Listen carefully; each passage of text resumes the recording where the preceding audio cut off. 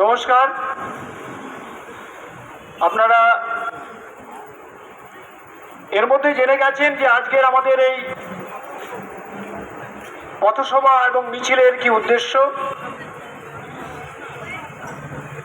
সেই উপলক্ষে আমরা ধূপগুড়ি তৃণমূল কংগ্রেসের যারা সমর্থক,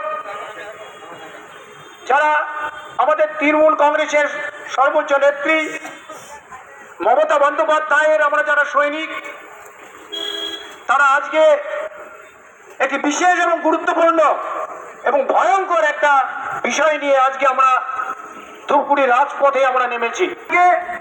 এই পথসভার মাধ্যমে আমার প্রিয় ধূপগুড়িবাসীকে আমরা আমাদের তৃণমূল কংগ্রেসের পক্ষ থেকে আজকে একটা বার্তা দেওয়ার জন্য আমরা এখানে হাজির হয়েছি, উপস্থিত হয়েছি।